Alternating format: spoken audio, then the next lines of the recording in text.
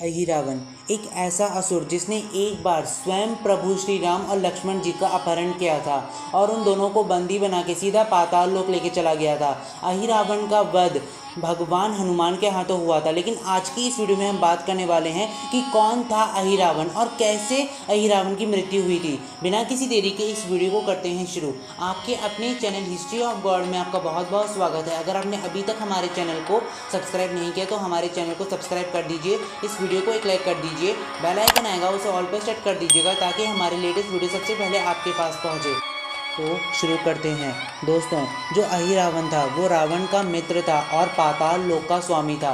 कहा जाता है कि जब श्री राम की वानर सेना रावण की असुरी सेना को परास्त कर रही थी, उस समय जो रावण थे उन्होंने अहिरावण का आह्वान किया था और अहिरावण उस समय रावण की मदद करने वहां पहुंच गए थे।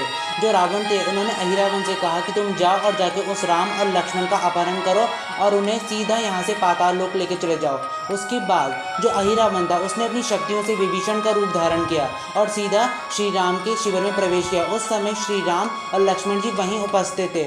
उन्होंने तब विभीषण के रूप में कुछ समय तक श्री राम से वार्तालाप किया। उसके बाद सही मौका मिलते ही अहिरावण ने अपनी शक्तियों से श्री राम को और लक्ष्मण को एक बहुत ही शक्तिशाली पाश में मान लिया। उसके बाद उन दोनों को अपना वास्तविक रूप दिखाया। उसके बाद अपनी शक्तियों से सीधा उन्हें पाताल लोक लेके चला गया था अहिरावण। क्योंकि दोस्तों जो अहिरावण था वो रावण से भी 10 गुना ज़्यादा शक्तिशाली माया रचने में माहिर था, जिस वजह से जो श्री राम थे और लक्ष्मण थे वो उस समय अहिरावण की इस माया को नहीं पहचान पाए थे। कहा जाता है उसके बाद जो अहिरावण था वो श्री राम और लक्ष्मण की बलि देने वाला था। क्योंकि दोस्तों जो अहिरावण थे वो प्रतिदिन अपनी कुलदेवी निकुंबला के सामने किसी न किसी व्यक्ति की बलि देते थे।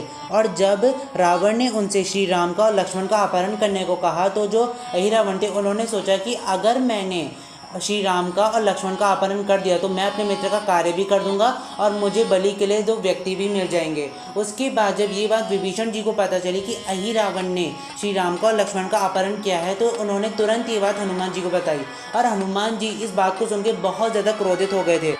उसके बाद जो हनुमान जी थे वो जैसे ही पाताल लोक के लिए प्रस्थान करने वाले थे तो जो विभीषण जी थे उन्होंने हनुमान से कहा कि जो अहिरावण है वो माया रचने में मेरे भाई रावण से भी कई गुना ज़्यादा शक्तिशाली है, तो आप उसकी माया से ज़रा संभल के रहिएगा। उसके बाद जैसे ही जो हनुमान जी थे वो अहिरावण के महल के पास पहुँचे, उनका सामना अहिरावण के द्वारपाल से हुआ और जो अहिरावण का द्वारपाल था उसका रूप बिल्कुल हनुमान जी की तरह था। दरअसल वो द्वारपाल कोई और नहीं बल्कि हनुमान जी का पुत्र मकरध्वज था। जी हाँ दोस्तों, आपने सही सुना कि जो मकरध्वज था वो हनुमान जी का ही पुत्र था। कहा जाता है कि जिस समय हनुमान जी ने अपनी पूंछ से लंका दहन किया था उस समय जो उनकी पूंछ में अग्नि लगी थी उस अग्नि को शांत करने के लिए जो हनुमान जी थे उन्होंने अपनी पूंछ को उस समय समुद्र में डाला और जो हनुमान जी की पूंछ थी उससे पसीने की एक बूंद निकली और वो समुद्र में चली गई और एक मछली ने उस बूंद को पी लिया। उसके बाद उसी मछली से जन्म हुआ मकरध्वज का। लेकिन जो मकरध्वज था वो उस समय अहिरावण का द्वारपाल था, जिस वजह से जो मकरध्वज था उसने उस समय हनुमान जी से द्वंद्व करने को कहा और जो हनुमान जी थे उन्होंने उस समय मकरध्वज का द्वंद्व आह्वान स्वीकार कर लिया था। उसके बाद उनके और मकरध्वज के बीच द्वंद्व आरंभ हुआ, जिस द्वंद्व में जो हनुमान जी थे उन्होंने मकरध्वज को परास्त कर दिया। उसके बाद जो भगवान हनुमान थे जब वो पाताल लोक में प्रवेश कर रहे थे उस समय जो मकरध्वज थे उन्होंने कहा था कि मैं आपको अहिरावण को मारने का एक गुप्त तरीका बता सकता हूँ। तो जो हनुमान जी थे उन्होंने पूछा कौन सा तरीका।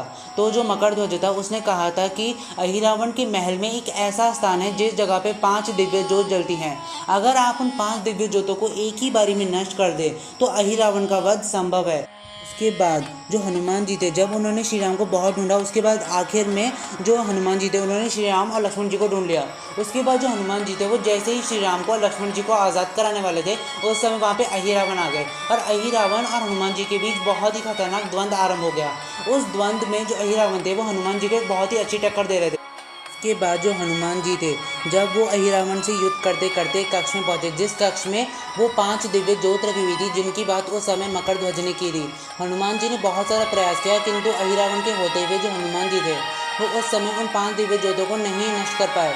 उसके बाद जो भगवान हनुमान थे उन्होंने एक बहुत ही ज़्यादा शक्तिशाली प्रहार किया अहिरावण पे, और अहिरावण उस प्रहार से बहुत ही ज़्यादा दूर चला गया था। उसके बाद जो भगवान हनुमान थे उन्होंने अपना पंचमुखी रूप लिया और एक ही बारी में उन 5 की 5 दिव्य ज्योतों को नष्ट कर दिया।